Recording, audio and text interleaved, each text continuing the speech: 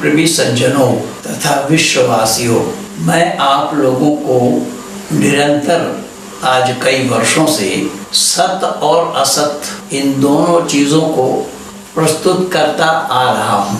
सही क्या है और गलत क्या है, निर्णय लेना आप सब मानव कहलाने वालों की जिम्मेदारी में है। और मानवता यही है जिस पर मैं बहुत लिखा हूँ, बोलता भी हूँ। सत्य को ग्रहण करे और असत्य को त्याग दे, ये मानवता है। अर्थात सत्य को ग्रहण करने में और असत्य को छोड़ने में सर्वदा उद्यत रहना चाहिए। किसको? मानव मात्र को। ये ना किसी हिंदू को, ना किसी मुसलमान को, ना किसी सिख, जैनी, ईसाई, बौद्धी को।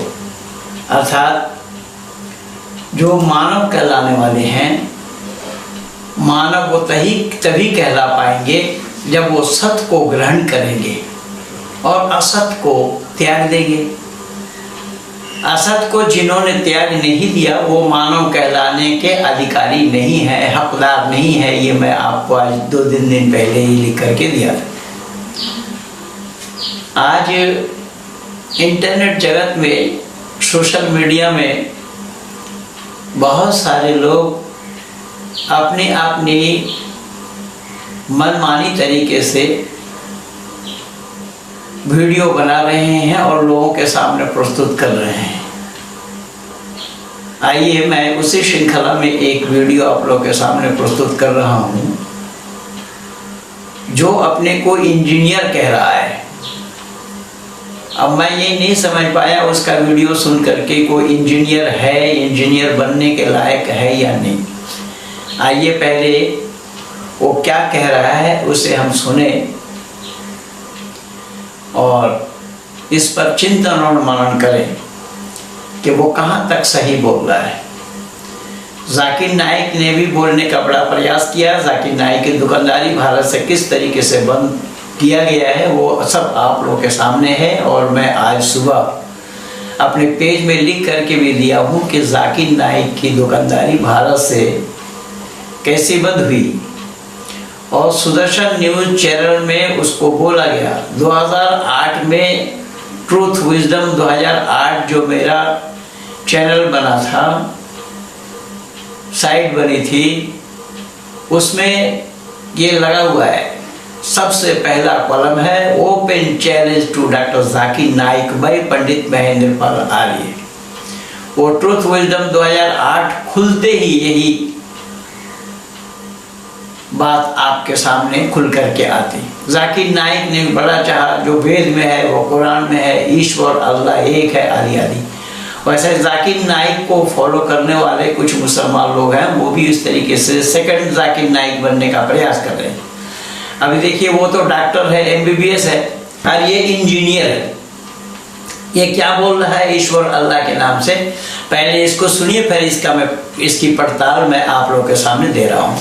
कि आप लोगों को पता है कि कुछ लोगों का उद्देश्य समाज में नफरत फैलाकर विभाजन करना है, और वो नफरत में इस हद तक गिर जाते हैं कि ईश्वर और अल्लाह में भेद करते हैं। आज की इस वीडियो में हम इसी की समीक्षा करेंगे, ये कितना सच है, कितना झूठ है। तो आइए फिर देखते हैं। सर्वप्रथम ये जान लीजिए कि ईश्वर और अल्लाह एक ही सत्ता के दो नाम हैं। वेद ने कहा एकम सत विप्रा बहुधा वदंती, एक ही परमात्मा को विद्वानों ने अनेक नामों से कहा है। कुरान ने भी कहा सूरह नंबर 112 में और आयत नंबर 1 में कुल हुवल्लाहु अहद, अल्लाह ईश्वर एक है। सूरह नंबर 17 आयत नंबर 110 में कहा सारे अच्छे नाम अल्लाह ही के हैं। वेद के इस मंत्र और कुरान की इस आयत के अनुसार ईश्वरीय सत्ता एक है, उसके नाम अनेक हो सकते हैं। ठीक उसी प्रकार जैसे पानी को जल कहें या वाटर कहें, पानी पानी ही रहेगा, उसमें कोई परिवर्तन नहीं होगा। इसी प्रकार से ईश्वर को अल्लाह, परमात्मा, गॉड जो भी कहें वो एक ही है।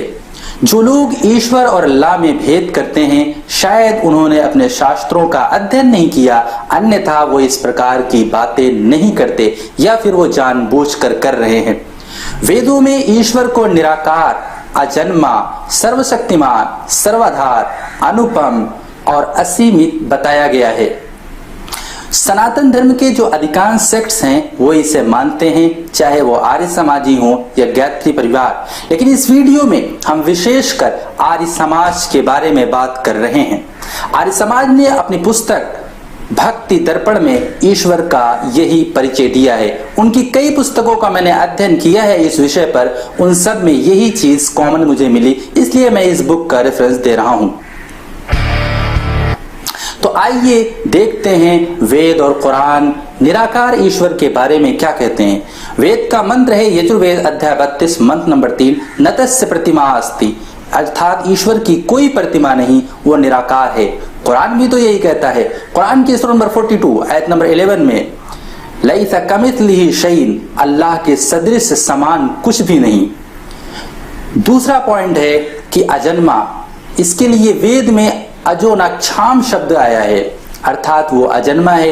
कुरान की सूरह नंबर 112 आयत नंबर 3 में कहा गया न वो जनिता है न जन्य है। वेद के अनुसार ईश्वर सर्वशक्तिमान है। कुरान ने भी कहा वल्लाहु अला कुल्ली शैइन कदीर, अल्लाह हर चीज पर कादिर है, हर चीज पर सामर्थ्य प्राप्त है उसको। वेद के अनुसार ईश्वर सर्वधार है, इसके लिए उसमें आया सदधार पृथ्वी दौमितेमा, ये वेद का पूरा मंत्र है। कुरान ने की सूरह नंबर 112 आयत नंबर 2 में कहा गया अल्लाह निरपेक्ष है, अर्थात सर्वधार है। वेद के अनुसार ईश्वर अनुपम है, इसके लिए उसमें शब्द आया वेद में तस्मय ज्येष्ठाय ब्रह्मणे, अर्थात उसके समान कुछ भी नहीं। कुरान ने भी कहा सूरह नंबर 42 आयत नंबर 11 में लैसा कमिथलिही शैइन, सूरह नंबर 112 में कहा और आयत नंबर 4 में कहा उसके समकक्ष कुछ भी नहीं। वेद के अनुसार ईश्वर जो है असीम है, असीमित है। कुरान ने भी यही कहा कि ईश्वर असीमित है। वेद का मंत्र है अनंत, वेद में इसके लिए सामवेद में अनंत विधतम शब्द आया है, अर्थात वो असीमित है। कुरान और इस्लाम ने भी कहा वो लामहदूद है। आपने देखा कि शास्त्रों से हमें पता चला वेद के अनुसार और कुरान के अनुसार ईश्वर अल्लाह में कोई भेद नहीं, बल्कि दोनों एक ही ईश्वर का, एक ही अल्लाह का परिचय समान रूप से करा रहे हैं, दोनों में कोई अंतर नहीं। जो लोग ईश्वर और अल्लाह में भेद करते हैं वो अपने शास्त्रों की स्पष्ट शिक्षाओं की अवहेलना करते हैं। आइए मैं यही तक आप लोगों को दे रहा हूँ, ईश्वर सर्वशक्तिमान है। ये वेद में भी आया है और कुरान में भी आया है, जो हालांकि उसने बहुत गलत हवाला दिया है कई जगह का। सर्वशक्तिमान है, कुरान कहता है इन्नल्लाह अला कुल्ली शैइन कदीर, वो सर्वशक्तिमान है। लेकिन वेद में जो सर्वशक्तिमान परमात्मा के लिए बताया गया है, वेद में आया है कि वह परमात्मा सर्वशक्तिमान इसलिए है कि उसके जिम्मे में जो काम है उस काम को करने के लिए किसी का सहारा नहीं लेता, किसी का सहयोग नहीं लेता, इसलिए वो सर्वशक्तिमान है। और अल्लाह सर्वशक्तिमान किस लिए है? इन्नल्लाह अला कुल्ली शैइन कदीर, अल्लाह जो चाहता है सो करता है। ये ईश्वर के अंदर में ये चीज नहीं है, ये कमी है। ईश्वर जो चाहेगा सो नहीं कर सकता, अल्लाह होना संभव है। ईश्वर का सारा काम सिस्टमेटिकल ढंग से होगा। ये पता नहीं कहाँ से इंजीनियरिंग किया है। इंजीनियरिंग में दिमाग का काम होता है, कुरान में दिमाग लगाना मना किया है, ये भांज रहा है। कुरान कहता है वातो इज्जु मन तशा वातो जिल्लु मन तशा बियदिकल खैर इन्नका अला कुल्ली शैइन कदीर। अल्लाह ताला जिसको चाहते इज्जत देते, जिसको चाहते बेइज्जत करते हैं, क्योंकि वो कादिर मुतलक है। ये बातें वेद में नहीं है। परमात्मा में ये कमी नहीं पाएंगे। परमात्मा जिसको चाहेंगे इज्जत देंगे, जिसको चाहेंगे बेइज्जत करेंगे, ऐसा परमात्मा में अवगुण नहीं है। जो इज्जत पाने वाला काम करेगा वो उसको इज्जत मिलना है, जो बेइज्जती वाला काम करेगा उसकी बेइज्जती होना है। इसमें ईश्वर के जिम्मे में नहीं है। ईश्वर को इन लोगों ने जाना ही नहीं। ईश्वर के जब वो खुद कह रहे अनुपम, अनुपम के माने होता है जिसकी उपमा नहीं। तो जिसकी उपमा नहीं है मूर्ख, तू अल्लाह के साथ उसका उपमा क्यों और कैसे दे रहा है? जो अनुपम है अब एक सद विप्रा बहुधा वदंती, वेद में आया है कि परमात्मा है कि ज्ञानी लोग बहुत से नामों से पुकारते हैं, लेकिन उन बहुत नामों में अल्लाह नाम कहाँ है? दिखा दे जरा, उन बहुत नामों में अल्लाह नाम कहाँ है ये दिखा दे। अल्लाह नाम कहीं भी नहीं है, ना खुदा नाम है और ना गॉड नाम है। वो अनेक नामों में ये सब नाम परमात्मा के नहीं है। कुरान नाम भी नहीं है परमात्मा के। ये बेतुकी बकवास कर रहा है और ये कह रहा है कि जो लोग बेईमानस्ता फैलाना चाहते हैं ईश्वर अल्लाह के नाम से, अरे बेईमानस्ता तो कुरान में फैला रखा है अल्लाह ने। उस अल्लाह को संभाल पहले, कुरान को संभाल पहले। कुरान तो झूठ का पुलिंदा है, इसका बहुत सारा प्रमाण मैं दे चुका हूं अब तक। अब ले सुन, तू शुरू से सुन। कुरान की मान्यता के अनुसार अल्लाह ने आदम को बनाया, और किस चीज से बनाई? तो अल्लाह ने एक जगह एक बात नहीं बोला। अल्लाह ने सूरह निसा आयत नंबर 1 में बोला है कि एक शख्स से उसने पैदा किया और मिट्टी से पैदा किया। मियाँ बीबी के उनके औरत और मर्द से पैदा किया। सूरह नंबर 21 अंबिया आयत नंबर 91 में बोला कि मरियम के अंदर में फूंक मार करके पैदा किया। ये दिखा दे वेद में कहाँ है? इंजीनियर है कि इन जानवर है बे?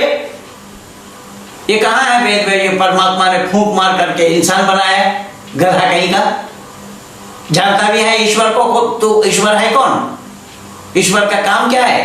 केवल इतना ही नहीं, सूरह 49 हुजरात आयत नंबर 13 में बताया कि एक औरत और एक मर्द से बनाया। सूरह नंबर 76 इंसान में आयत नंबर 2 में बताया कि वो लुत्फे से बनाया। सूरह नंबर 96 अलग में बताया, सूरह नंबर आयत नंबर 2 में जमे हुए खून से पैदा किया। सो जब अल्लाह को खुद को मालूम नहीं है, अल्लाह ये जानती नहीं है कि इंसान बनाया कैसे जाता है, ये वेद में ये कहाँ मिला है तेरे को? वेद में परमात्मा के साथ इन बातों का संपर्क और संबंध कहाँ है? आदम को बनाया और औरत बनाना नहीं आया अल्लाह को। आदम के बाया पसली की हड्डी से बनाया, ये तो अल्लाह का काम है। पर ये वेद में दिखा रहे कहाँ परमात्मा ने जो मनुष्य बनाया थे। यहाँ तो कुरान यही गलत साबित हो रहा है। अल्लाह झूठ मालूम पड़ रहा है कि अल्लाह एक आदमी से, एक पुरुष और एक स्त्री से दुनिया बनाए, और वेद में आया असंख्य जीव बनाए परमात्मा ने आदि सृष्टि में। अल्लाह को किसी का सहारा लिए बिना काम करते परमात्मा, और अल्लाह को किसी का सहारा लिए बिना काम चलता नहीं। हर जगह अल्लाह फरिश्ते से काम लेते हैं, तो अल्लाह तो हाजतमंद है फरिश्तों का, और इसके बावजूद भी अल्लाह के साथ ईश्वर को जोड़ रहा है। यहाँ अल्लाह ने 6 दिन में जमीन और आसमान को बनाया। देख जो अचुक्रम अकायम शब्द बता रहा है ना कि परमात्मा ना तस्य प्रतिमास्ति, ईश्वर का कोई प्रतिमा नहीं, लेकिन अल्लाह का तो प्रतिमा है। यहाँ अल्लाह ने क्या बोला? सूरह नंबर 7 आराफ आयत नंबर 54 में वलक़द खलक़नस समावाति वल अर्ज़ फ़ी सित्तति अय्यामिन सुम्मा इस्तवा अलल अर्श युदब्बिरुल अम्र युफ़स्सिरुल आयात, कि अल्लाह ताला ने 6 दिन में जमीन और आसमान को बनाया और 7वां दिन अर्श करार पकड़ा, अर्श पर जा बैठा। सूरह यूनुस आयत नंबर 3 में यही बताया, सूरह सिदा आयत नंबर 4 में यही बताया, सूरह फुरक़ान आयत नंबर 59 में ये बताया, सूरह हूद आयत नंबर 7 में ये बताया, सूरह कहफ आयत नंबर 38 में बताया, सूरह हदीद आयत नंबर 4 में बताया, सूरह तौबा आयत नंबर 129 में बताया, सूरह ताहा आयत नंबर 5 में बताया, सूरह गाफिर आयत नंबर 15 में बताया। जब अल्लाह अर्श पर बैठता है, कुर्सी पर बैठता है, तो ऐसे अल्लाह को साथ ईश्वर का कैसा मिला रहा है? जब ईश्वर अचुक्रम कायम शब्द आया है, ईश्वर की कोई काया नहीं, कोई प्रतिछवि नहीं, कोई प्रतिमूर्ति नहीं, तो ये अल्लाह जो है तेरा, अल्लाह शक्ल सूरत के बिना कुर्सी पर क्यों और कैसा बैठेगा? जो अल्लाह ताला 6 दिन में जमीन और आसमान को बनाया ये बता रहा है, तो पहले ये अल्लाह से पूछ कि सूरज के बनाए बिना अल्लाह को दिन का कैसे पता लगा? तू इंजीनियर है ना, आ जा जरा इंजीनियरिंग क्या पढ़ा है, मैं तेरी इम्तिहान लेता हूं। बिना सूरज के बनाए अल्लाह को दिन का पता कैसे लगा कि 6 दिन हुआ, 7 दिन हुआ? जो अर्श पर जा बैठा फिर अल्लाह ने यहाँ तक कहा वयहमिलु अर्श रब्बिका फौकहुम यौमइज़िन समानिया, क़यामत के दिन जिस समय अल्लाह सातवां आसमान से नीचे को उतरेंगे, जिस सिंहासन पर बैठ करके उतरेंगे उसको 8 फरिश्ते रोके रहेंगे। अल्लाह शरीरधारी है, तू निराकार परमात्मा के साथ अल्लाह को मिला रहा है, मोर कहीं का जाहिल। कुरान जानता भी है कि ईश्वर है क्या, अल्लाह पर सारा दोष लगा हुआ है।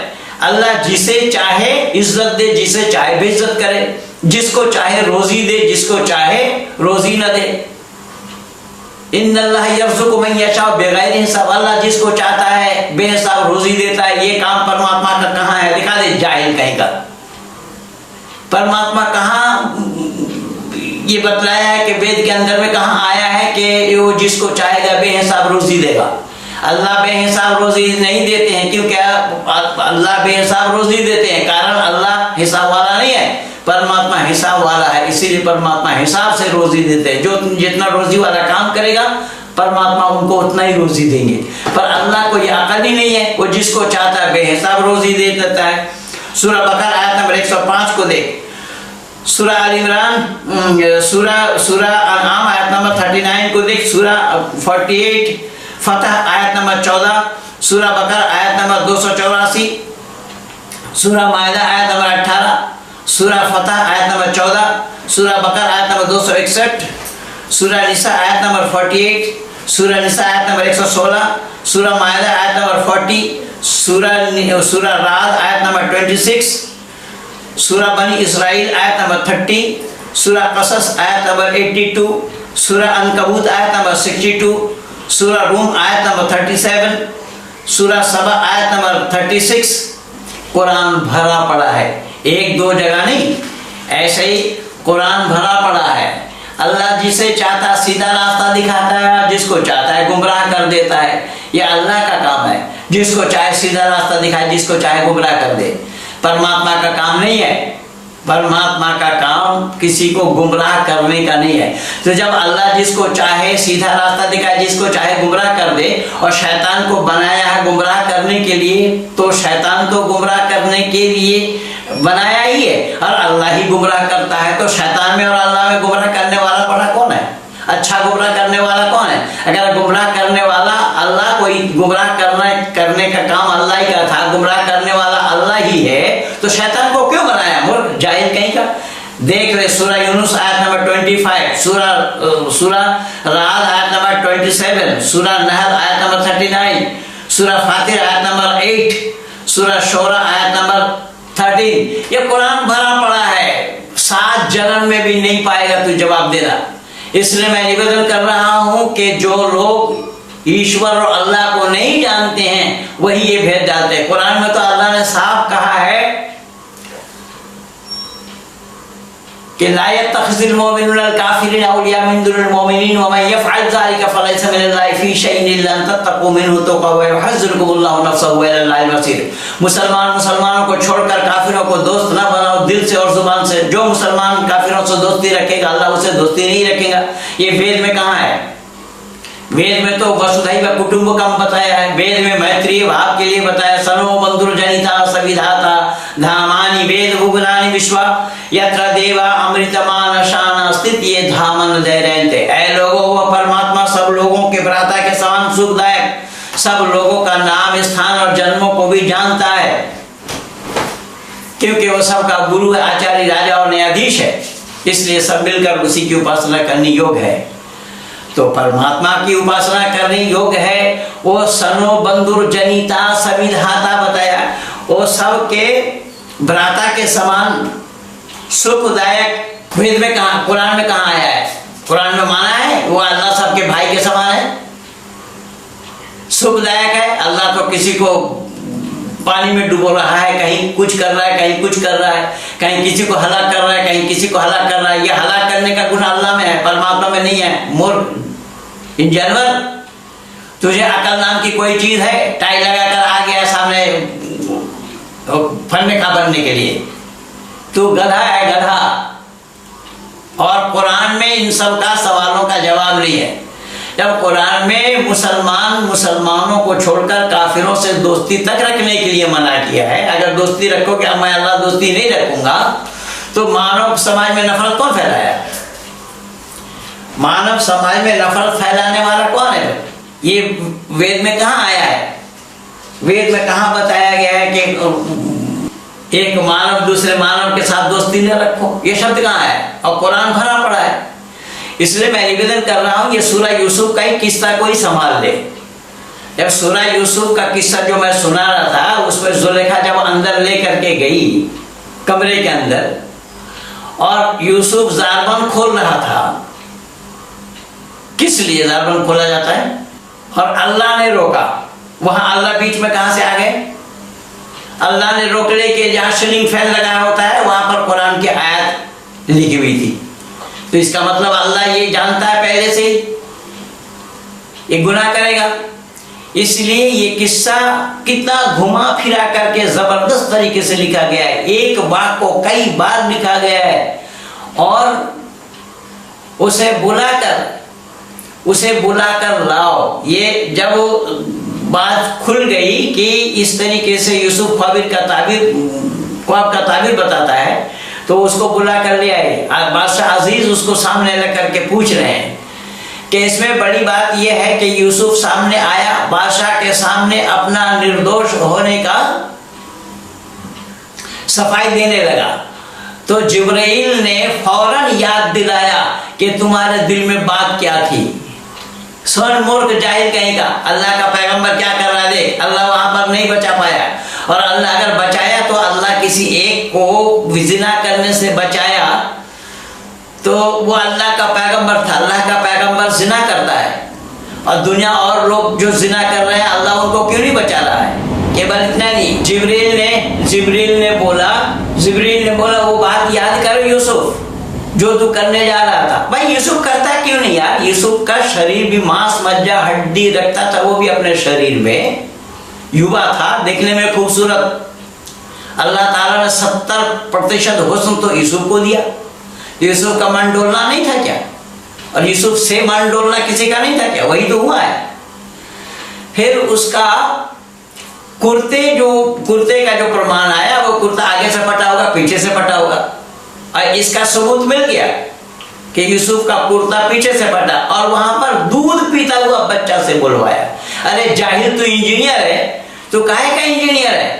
पढ़ करके देख कुरान को। एक नवजात शिशु बोल सकता है? ये विज्ञान विरुद्ध है, सृष्टि नियम विरुद्ध है, मानवता विरुद्ध भी है, और कुरान भरा पड़ा है ऐसी बातों से। अल्लाह एक नवजात शिशु से बुलवा रहे हैं, इसके बाद भी अल्लाह का प्लान फेल हो गया। ये सब होने के बावजूद भी अल्लाह का प्लान फेल हो गया। किसके सामने? जुलेखा के सामने, यूसुफ के पत्नी के सामने अल्लाह का प्लान फेल हो गया, और जुलेखा ने यूसुफ को जेल खाना भिजवा करके दम ली। अल्लाह नहीं रोक पाया।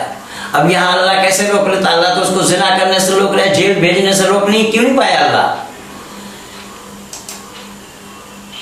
ये भरपूर कोशिश करने पर भी उसे नहीं बचा पाया। यहाँ तक कि कमरे के अंदर कुरान की आयतों को भी लिखवा कर कुरान इसका कारण क्या था कि यूसुफ से गलती ना हो, और यूसुफ के गलती होने के कारण ही जुलेखा ने दिखा दिया इसके गलती है, इसके गलती के कारण ही उसको मैं जेल भेजना चाहता हूँ।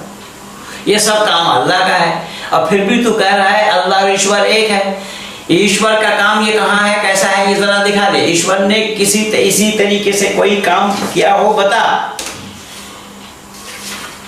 ईश्वर के बारे में तुम्हें ये जानकारी नहीं है। यहाँ वेद में आया है कि ओम प्राणाय नमो यश सर्वम इदम वशे यो भूतः सर्वेश सर्व यस्मिनात् सर्वम प्रतिष्ठिता। कि परमात्मा की उपासना तो लोग इसलिए करते हैं कि परमात्मा ने ब्रह्मांड को बनाया, और परमात्मा ने उसकी प्रतिष्ठा किए हुए है। परमात्मा के बिना इस काम को किया जाना संभव नहीं है। अल्लाह तो जानता भी नहीं है कि ब्रह्मांड बनाया कैसे है, बनाया कैसे जाता है। 6 दिन में बना दिया, और दिन का कैसे पता लगा अल्लाह को नहीं मालूम। इससे यह सिद्ध हुआ कि कहीं गौणिक नाम है परमात्मा का, और कहीं कार्मिक नाम है परमात्मा का। स्वाभाविक अर्थों के वो वाचक है। ओम आदि नाम सार्थक है, जैसा ओम कमरम इत्यओम आकाशादमेव व्यापकत्मान खम सर्वेभ्यो बृहस्पत्या ब्रह्म।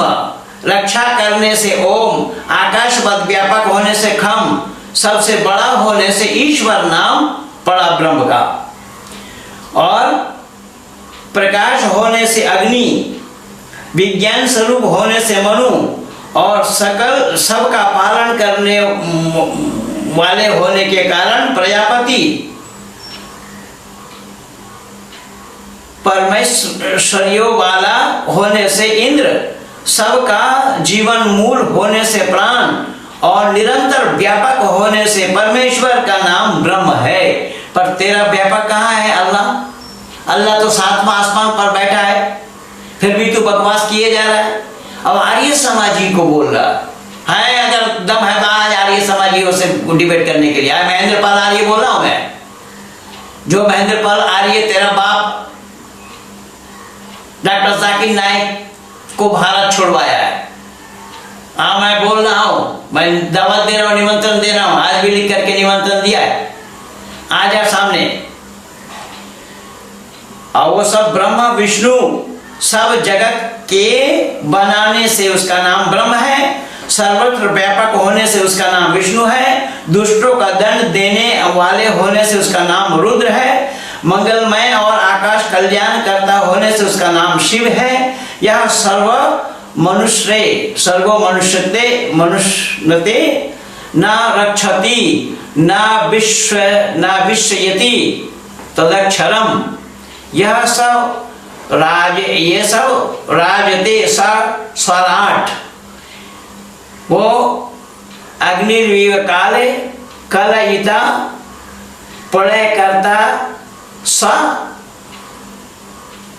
काल अग्नि रक्षक। ये सब नाम परमात्मा के हैं। तो ये सब नाम अल्लाह का कहाँ है?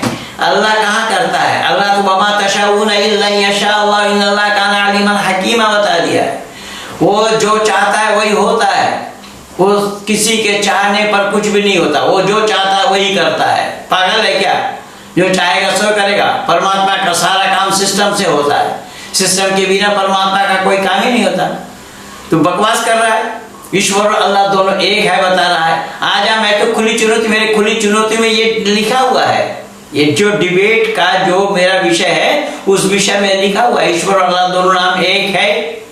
कैसे है उसकी पड़ताल, वेद और कुरान ईश्वरीय ज्ञान कैसे है उसकी पड़ताल, और धर्म मानव मात्र का एक है या इस्लाम कोई धर्म का नाम है इसकी पड़ताल। ये तो सारा मेरा दिया हुआ है, किया हुआ है। आजा सामने, आजा बच्चों, मैं निमंत्रण दे रहा हूँ, खुला निमंत्रण दे रहा हूँ। ईश्वर और अल्लाह एक है तू बता रहा है, और जो कह रहा है तू कि ईश्वर और अल्लाह को जो बांटना चाह रहे हैं, अलग बता रहे हैं, वो मानव समाज में बेमनस्ता फैलाना चाहते हैं।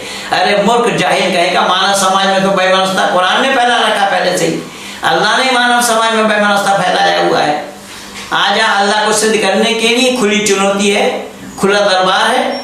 आजा, आर्य समाज ग्रेटर नोएडा सूरजपुर आर्य समाज में डिबेट करते हैं, और सारी व्यवस्था हमारी होगी, खाने पीने रहने सहने और मीडिया आदि की जितनी जो कुछ भी व्यवस्था है वो सब हमारी होगी। आजा, ये खुली चुनौती है, खुली चुनौती दे रहा हूँ। असादुल्लाह, आजा, तेरा असादुल्लाह है कि अशहदु अल्लाह है? तू कौन है? इंजीनियर है या इन जानवर है? सामने प्रमाणित करने के लिए जनमानस के सामने आ, कमरे में बैठ करके या अकेले में वीडियो बना करके दुनिया वालों के सामने प्रस्तुत मत कर। दुनिया वालों के सामने आकर के बोल, ताकि संपूर्ण दुनिया वालों को भी पता लगे ईश्वर और अल्लाह दोनों एक है या अलग है। इन्हीं शब्दों के साथ मैं अपना वाणी कहीं पर विराम दे रहा हूँ और तुझे खुला चैलेंज दे रहा हूँ, खुली चुनौती है। आजा मेरे सामने। मैं पंडित महेंद्र पाल आर्य बोल रहा हूँ, दुनिया जानती है, इसलिए यही परिवाणी को विराम दे रहा हूँ। इसके और भी वीडियो है, वो वेद के ऊपर भी बोला है, उस पर भी मैं बना के दूंगा आप लोगों को। ये बकवास कर रहे हैं। इसे बकवास करने के लिए वेद में कोई गुंजाइश नहीं है। इसलिए मैं और आगे न बढ़ता हुआ अपने वाणी को यहीं पर विराम दे रहा हूँ। इन्हीं शब्दों के साथ आप सब लोगों को बहुत बहुत धन्यवाद। मेरे इस चैनल को आप लोग सब्सक्राइब कीजिए, शेयर कीजिए और लोगों तक पहुंचाइए। आइकन बेल को दबाना न भूलना। आप लोगों को बहुत बहुत धन्यवाद।